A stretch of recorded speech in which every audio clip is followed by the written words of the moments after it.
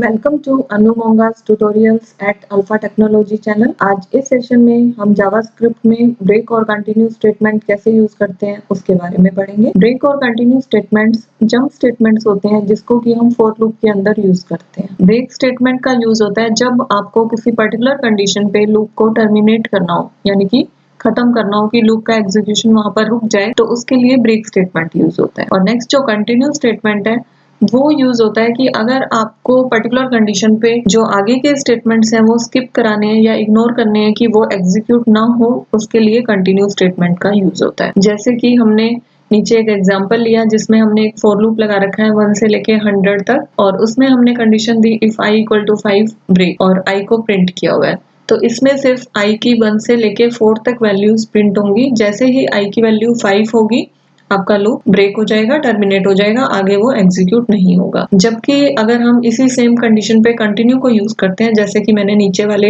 Example में किया है कि वही सेम फॉर लूप है हमारा जो 1 से 100 तक चल रहा है, और इसमें हमने लिया if i equal to 5 continue, और उसके बाद i को प्रिंट किया हुआ है।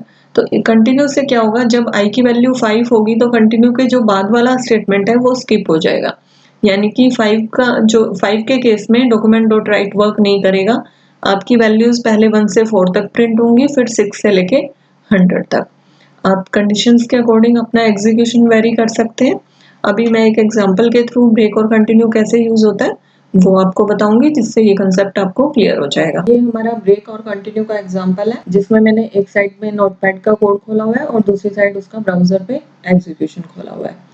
यहाँ पे मैंने टाइटल दे रखा है ब्रेक एंड कंटिन्यू स्टेटमेंट, और स्क्रिप्ट का अगर हम कोड देखें तो हमने एक फॉर लूप लगाया पहले 1 से लेके 10 तक, और इसमें हमने i इक्वल टू 5 कंडीशन पे लूप को ब्रेक किया है और फिर i को प्रिंट करा रखा है।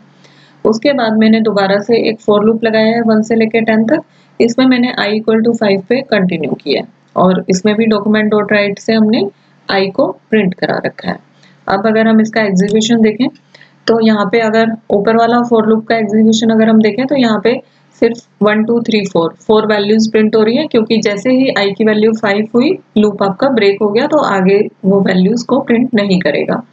जबकि कंटिन्यू के केस में अगर हम देखें तो 4 तक पहले वैल्यूज प्रिंट हो रही है, सिर्फ 5 वाली जो वैल्यू है वो प्रिंट नहीं हो रही। उसके बाद 6 से लेके 10 तक एज इट इज प्रिंट हो रहे हैं। यानी कि कंटिन्यू के केस में लूप आपका पूरा एग्जीक्यूट करेगा, सिर्फ एक पर्टिकुलर कंडीशन पे आगे के जो स्टेटमेंट्स हैं वो स्किप हो जाएंगे। जबकि ब्रेक के केस में पूरा जो फॉर लूप का एग्जीक्यूशन है वो वहीं पर रुक जाता है, वो आगे एग्जीक्यूट ही नहीं होता। तो इस तरह से हम ब्रेक और कंटिन्यू को यहाँ पर समझ सकते हैं। बाकी प्रैक्टिकल एग्जांपल के लिए आप मेरे आगे के ट्यूटोरियल्स देखिए, मैं उसमें ब्रेक और कंटिन्यू के आपको और एग्जांपल्स भी दूंगी कि कैसे आप उसको प्रैक्टिकल अप्रोच में भी यूज कर सकते हैं। और अगर आपने अभी तक ये चैनल सब्सक्राइब नहीं किया है तो प्लीज इसको सब्सक्राइब करिए और बेल आइकन को जरूर प्रेस करिए ताकि आपको आने वाली वीडियोस के बारे में पता चलता रहे। Thank you for watching.